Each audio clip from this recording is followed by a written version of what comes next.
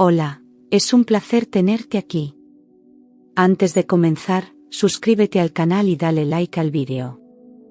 Mi esposo llegó a casa con una expresión vacía que jamás le había visto en 15 años de matrimonio. Sin preámbulos, dijo que nuestro matrimonio había terminado y que quería el divorcio. Sus palabras, secas y directas, cortaron el aire como un cuchillo, deteniendo el tiempo en la habitación donde tantas veces habíamos planeado un futuro juntos. Yo no respondí de inmediato, permitiendo que el silencio cargado de años de apariencia se instalara entre nosotros. Observé sus ojos, que evitaban los míos, buscando en vano un atisbo del hombre que una vez amé. En ese instante, supe que la guerra que yo había visto venir desde hacía años finalmente comenzaba, y que todas mis preparaciones secretas estaban a punto de ser puestas a prueba. Con una frialdad que me heló la sangre, enumeró lo que consideraba suyo: la casa, los 3 autos, la participación total en el negocio familiar. Habló de bienes como un contador, sin emoción alguna, detallando cada posesión material como si fueran simples fichas en un juego que ya había ganado. Su voz era monótona, pero sus ojos brillaban con una codicia que por fin dejaba ver sin máscaras. Escuché, inmóvil, comprendiendo que esta lista era el catálogo de su verdadero amor, el único que había mantenido durante todos nuestros años juntos. Luego, con un gesto de fastidio, añadió: «Puedes quedarte con lo que más importa, nuestro hijo». Esas palabras transformaron mi dolor en algo completamente distinto. Fueron la chispa que encendió una fría y determinada furia en mi interior, porque en su tono despectivo reveló que veía a nuestro hijo como un lastre, un activo no rentable del que quería deshacerse. En ese momento, cualquier duda residual sobre el hombre en el que se había convertido se evaporó. Su declaración fue el regalo perfecto, la justificación definitiva para la estrategia que había estado tejiendo en la sombra, dándome la fuerza de acero que necesitaba para no romperme frente a él. Me desplomé en el sillón, llorando con un desconsuelo que no era totalmente falso. Él interpretó mi llanto como la rendición de una mujer débil y derrotada, tal como yo esperaba que lo hiciera. Dejé que los sollozos sacudieran mi cuerpo, ocultando mi rostro entre las manos para disimular la falta de lágrimas reales. Escuché sus pasos alejarse por el pasillo, un sonido de indiferencia que confirmaba su absoluto desprecio. Esa actuación era el primer movimiento de mi partida de ajedrez, una forma de hacerle bajar la guardia y creer que la victoria le sería entregada sin lucha alguna. Al día siguiente, con la voz aún quebrada, llamé a mi abogado, el señor Ruiz. Le relaté, entre sollozos, las demandas de mi esposo, exagerando mi fragilidad para que la información llegara a él con el matiz adecuado. «Quiere todo, absolutamente todo», gemí por teléfono, asegurándome de que mi tono transmitiera derrota y resignación. Esta llamada era un guión necesario, la primera escena de mi papel de víctima para el mundo exterior, y el señor Ruiz, sin saberlo, se convertía en mi primer testigo creíble. El señor Ruiz, un hombre experimentado, me suplicó por teléfono: «Señora, no puede ceder así. Tenemos que luchar. Él no tiene derecho a todo». Su voz era una mezcla de alarma y confusión, incapaz de comprender mi aparente pasividad ante un despojo tan evidente. Yo escuché sus argumentos legales, llenos de lógica y razón, sabiendo que su frustración era genuina y útil para mi plan. Su reacción era el contrapunto perfecto que haría que mi siguiente movimiento pareciera aún más ilógico y, por lo tanto, más creíble como un acto de pura desesperación. Hubo un silencio pesado al otro lado de la línea, tan largo que pude oír mi propia respiración.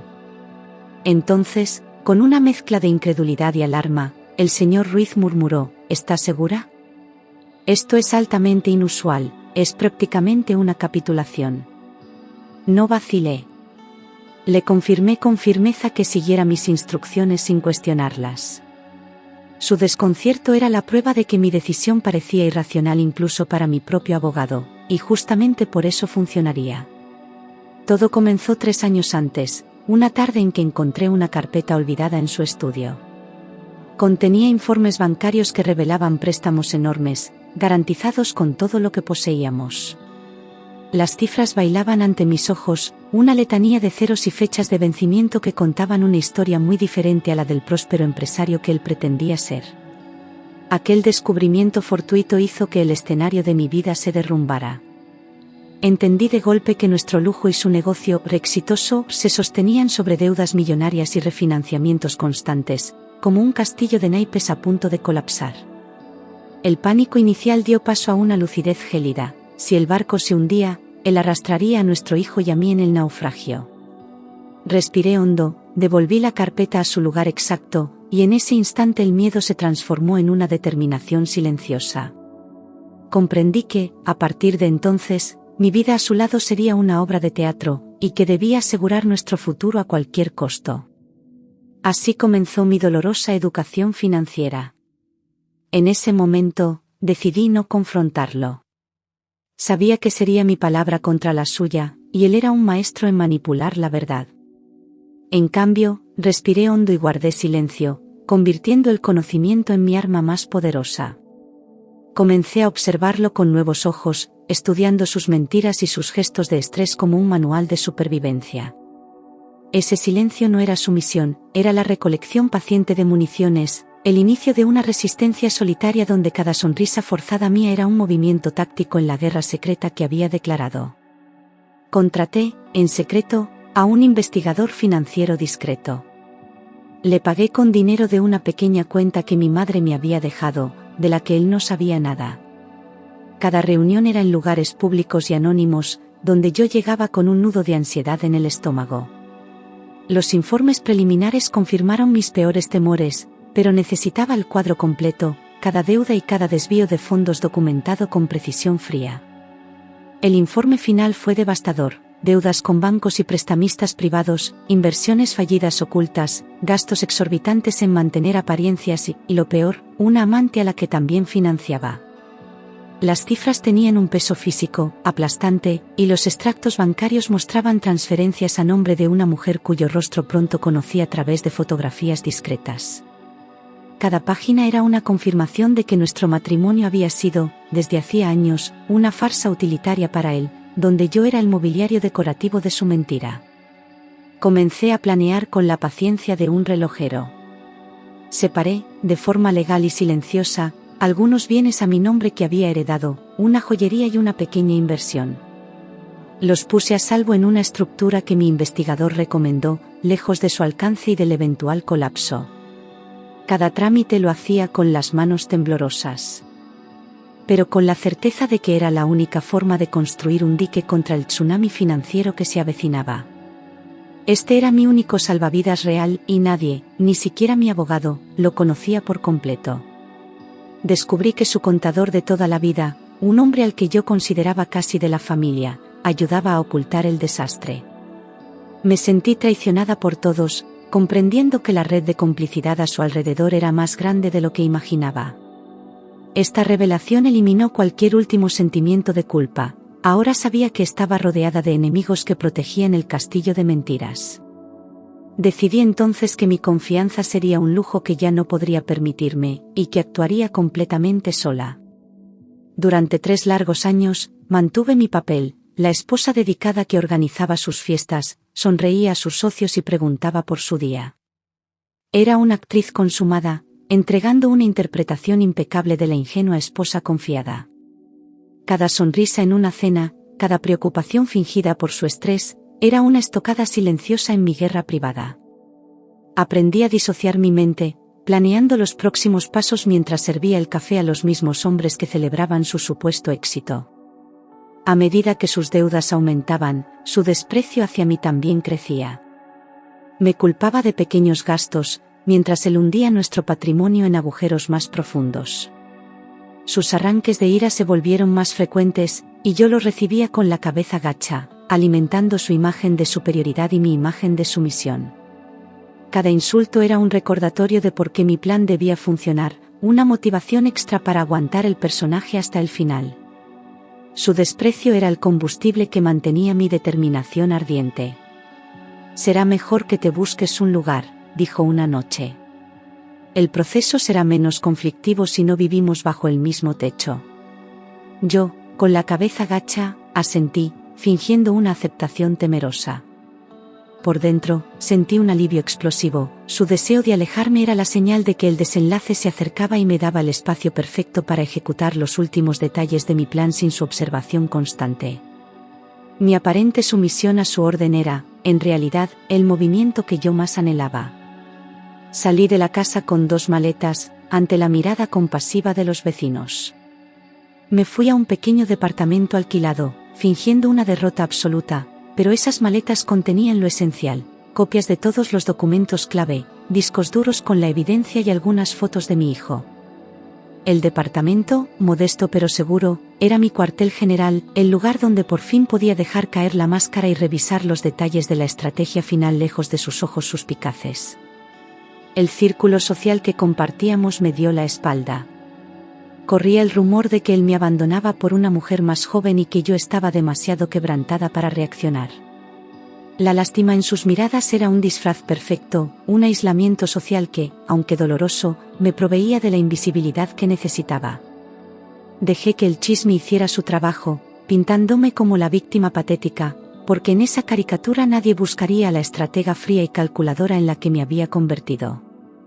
En cada reunión con los abogados, yo me mostraba vulnerable, distraída. Mi esposo y su abogado hablaban sobre mí como si no estuviera presente, repartiéndose los bienes con una codicia apenas disimulada. Yo asentía a todo, jugueteando con un pañuelo y mirando por la ventana, grabando mentalmente cada una de sus palabras arrogantes. Cada concesión que hacía en esa mesa era, en realidad, un hilo más que yo colocaba en la red que terminaría atrapándolo a él por completo. Cada vez que mi abogado intentaba objetar algo, yo lo interrumpía con suavidad: no, déjelo. Si eso lo hace feliz, que se lo quede. La frustración de mi abogado era palpable, y mi esposo intercambiaba miradas de triunfo con el suyo, creyendo que mi amor obsoleto o mi debilidad mental lo entregaban todo.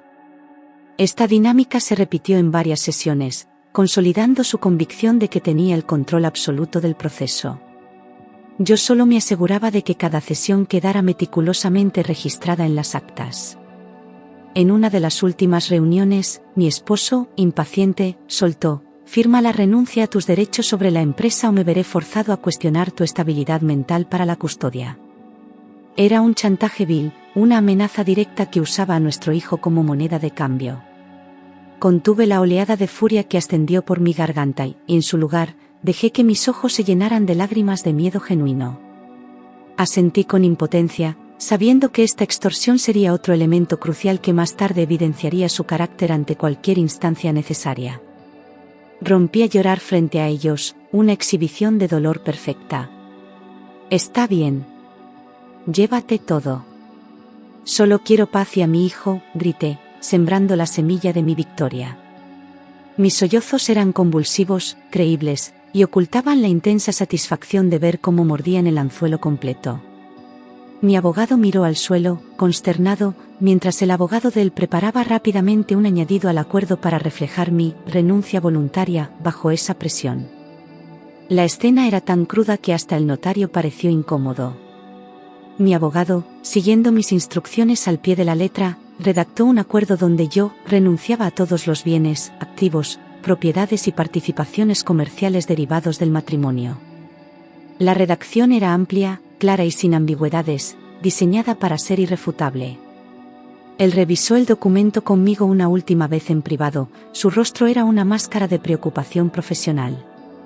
Yo le aseguré que era lo que quería, firmando cada página de los borradores con una calma que solo aumentaba su perplejidad. Él, a su vez, asumía la titularidad, gestión y toda responsabilidad inherente a dichos activos y negocios. Esa frase, aparentemente técnica, era la trampa. La palabra responsabilidad era la llave, abarcando no solo la propiedad, sino también todas las deudas, obligaciones y pasivos asociados a ese castillo de naipes. Mientras mi esposo celebraba la adquisición de activos, firmaba sin leer la fineza su sentencia para cargar con el fardo completo de la ruina que él mismo había creado. La noche anterior, me senté con mi hijo y le juré, sin dar detalles, que pronto todo estaría bien. Que confiara en mí. Su mirada, una mezcla de confusión y fe inquebrantable, era mi mayor motivación y mi mayor carga. Le expliqué que al día siguiente sería difícil, pero que era un paso necesario para nuestra nueva vida. Su silencioso abrazo fue el último combustible que necesitaba para afinar mi determinación y enfrentar la audiencia final. Me vestí con ropa simple, sin maquillaje, para proyectar una imagen de abandono y resignación. Cada detalle de mi apariencia estaba calculado, el suéter desgastado, los zapatos bajos, el pelo recogido sin gracia. Quería ser la encarnación visual de la esposa despojada, una figura que inspirara lástima y confirmara la narrativa de su victoria total. Antes de salir, respiré hondo frente al espejo, despidiendo a la actriz y preparándome para la última y más importante función.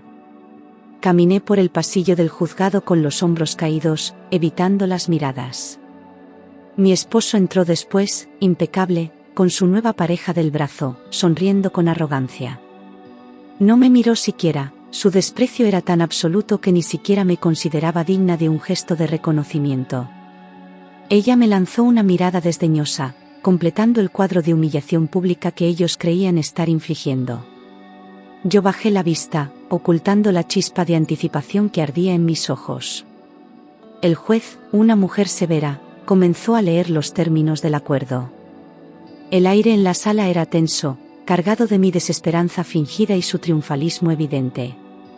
La voz monótona de la magistrada recitaba la lista de bienes que yo cedía, una letanía que sellaba mi derrota ante los ojos del mundo. Mi esposo se acomodó en su silla, un gesto de profunda satisfacción, mientras su abogado asentía con aprobación ante cada cláusula leída. Yo mantuve las manos juntas sobre el regazo, inmóvil. Cuando el juez preguntó si renunciaba voluntariamente a todo lo establecido, levanté la vista, con los ojos llenos de lágrimas, y dije un sí apenas audible. Mi voz era un hilo quebrado, la perfecta culminación de mi personaje. El juez asintió, procediendo sin mayor dilación, mientras mi exmarido no pudo contener un suspiro de alivio tan audible que hasta la magistrada lo miró por un segundo. Había cruzado el punto de no retorno, y él ni siquiera lo sabía. Vi cómo la sonrisa de mi esposo se ensanchaba. Se inclinó hacia su abogado y susurró algo, seguramente celebrando lo fácil que había sido. Ese gesto de confianza arrogante fue la confirmación de que mi actuación había sido impecable. Por un instante, sentí una punzada de lástima por la ignorancia en la que se deleitaba, pero la aplasté de inmediato. Su triunfo era tan efímero como las firmas que estaba a punto de estampar. Firmé cada página con una mano aparentemente temblorosa, mientras él lo hacía con rapidez, ansioso por sellar su triunfo. El sonido seco del papel y del bolígrafo rasgando las hojas resonaba en la sala silenciosa. Cada una de mis firmas era una liberación, cada una de las suyas, un paso más hacia una carga que no comprendía. Cuando el notario recogió los documentos, su victoria ya estaba escrita, aunque él aún no lo sabía. El juez, casi al final, dirigió una pregunta rutinaria a los abogados: ¿queda algún activo o pasivo conyugal pendiente de adjudicación o declaración que no esté reflejado aquí? Su tono era burocrático, esperando una respuesta negativa para dar por cerrado el caso. La pregunta flotó en el aire por un segundo, y contuve la respiración sin querer. Era el momento de la verdad, el último chequeo antes del precipicio. Su abogado, un hombre seguro, respondió: no, su señoría. Todos los activos han sido asignados a mi cliente. Ella renuncia a todo. Su voz era firme, cargada de la satisfacción del trabajo bien hecho. Al decir activos, ignoró voluntariamente la otra mitad de la ecuación, los pasivos, porque eso beneficiaba a su representado. Esa omisión deliberada era exactamente lo que yo había anticipado y en lo que había basado toda mi estrategia. Mi abogado, el señor Ruiz, asintió. Habíamos acordado que no diría nada más. Su papel era observar y confirmar que el acuerdo se leía tal como estaba escrito. Su silencio en ese instante crítico fue la pieza final del mecanismo. Me miró brevemente, y en sus ojos pude ver un destello de comprensión tardía, como si finalmente empezara a vislumbrar el contorno de mi plan. El juez dio por válido el acuerdo y procedió a homologarlo. El golpe de su martillo resonó en la sala silenciosa. Todo estaba consumado legalmente. Un estremecimiento me recorrió la espalda, una mezcla de alivio absoluto y adrenalina contenida. Era oficial, ya no tenía nada, y él lo tenía todo. O eso creía él. El sonido del martillo no fue un final, sino el disparo de salida para la siguiente etapa. Mi esposo se levantó para irse, dirigiéndome una última mirada de lástima. En ese preciso instante, su abogado hojeó rápidamente una nota que un asistente acababa de entregarle.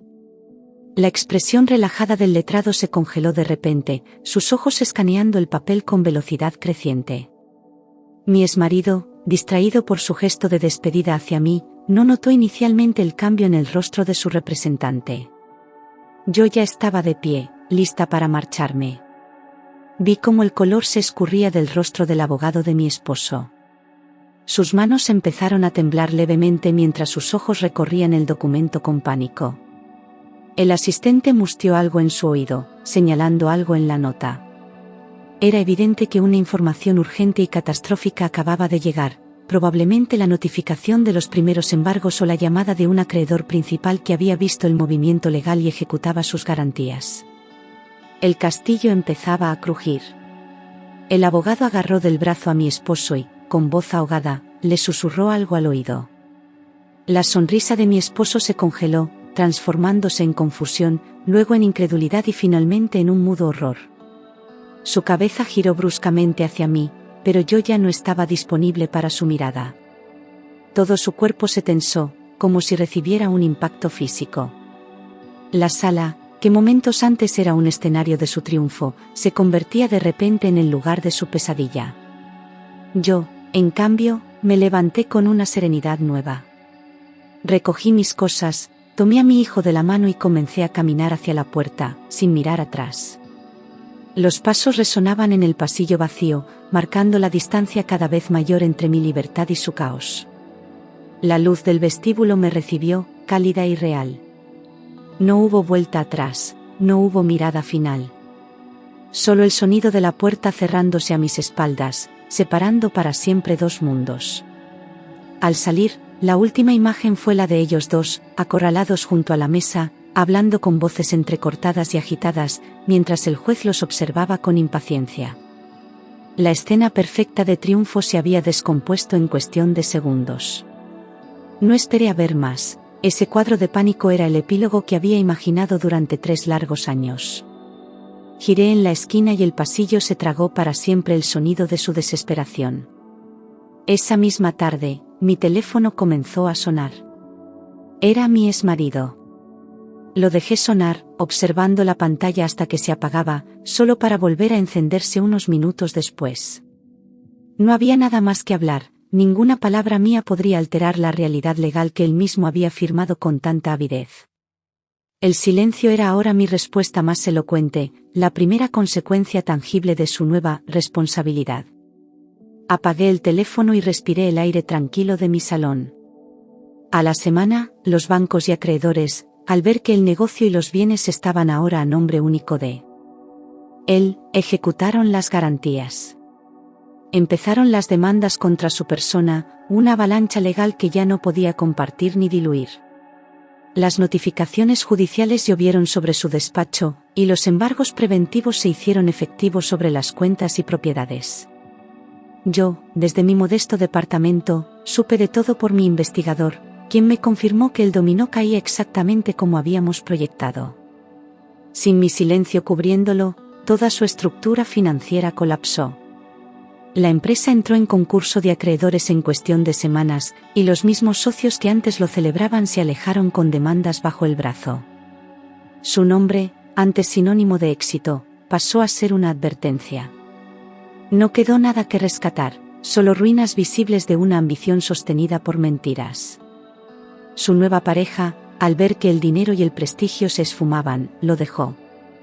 Se fue, según supe, llevándose algunas joyas que él le había comprado en mis buenos tiempos, un robo final que parecía una justicia poética perversa. Él se quedó completamente solo, sin el respaldo social, sin el capital y ahora sin el consuelo de la persona por la que había destruido todo. Era la soledad completa, el vacío que él mismo había creado con sus decisiones.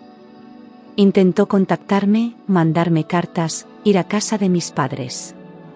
Pero ya no era mi problema. Había firmado asumir toda responsabilidad inherente. Yo estaba limpia, legal y financieramente separada de su naufragio. Mis padres, siguiendo mis instrucciones, no le abrieron la puerta. Las cartas las guardé sin abrir, un testimonio mudo de su desesperación que no merecía mi atención ni mi compasión. Mi vida ya navegaba por aguas completamente diferentes. Un mes después, senté a mi hijo y le expliqué, con términos sencillos, la verdad. Le dije que su padre no era el hombre que creíamos, y que yo había tenido que protegernos de una ruina que él había causado. No entré en todos los sórdidos detalles, pero le hablé de deudas, de mentiras y de malas decisiones. Vi en sus ojos el dolor de la desilusión, pero también un entendimiento maduro que calmó mis temores. Necesitaba que supiera que nuestra huida no era cobardía, sino estrategia. Para mi alivio, me abrazó. Había visto suficiente en los últimos años para entender la crueldad de su padre, sus ausencias y sus arranques de ira. Nuestro lazo se fortaleció como nunca, cimentado en la verdad y en la lucha compartida. En ese abrazo sentí que valía la pena cada mentira actuada, cada noche de angustia silenciosa. Él era mi victoria más importante, el único, activo, real que había salvado del incendio. En mi pequeño departamento, por primera vez en años, dormí una noche entera y en paz. No había gritos, ni mentiras, ni la angustia de una ruina inminente acechando en cada llamada telefónica. El silencio era un lujo, la calma un territorio nuevo y maravilloso por explorar.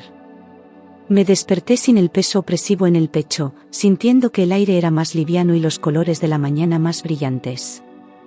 Era el primer día de mi vida verdadera. Con los ahorros que había protegido, tomé cursos y levanté mi propio pequeño negocio, una consultoría.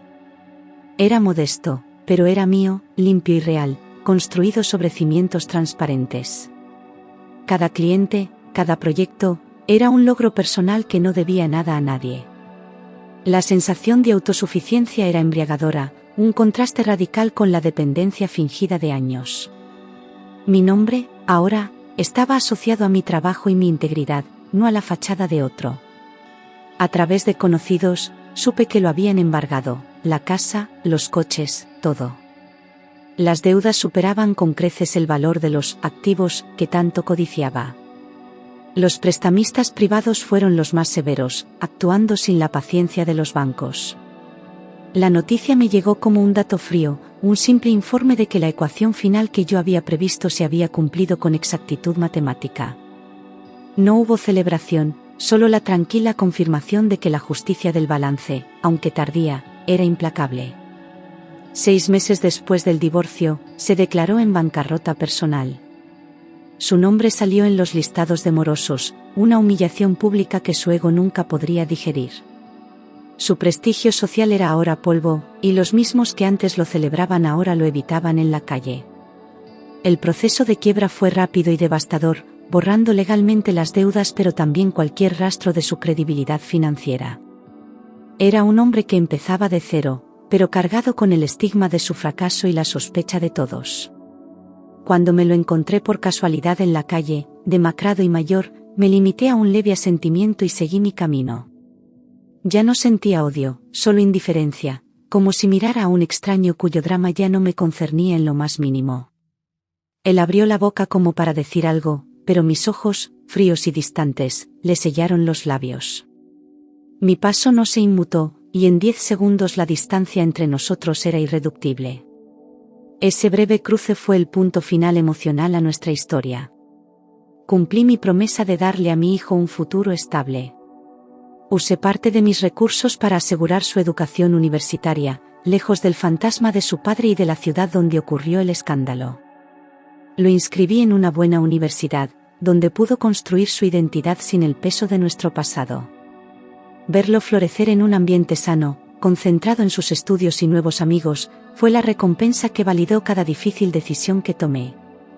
Su éxito sería mi réplica final al desprecio de su padre.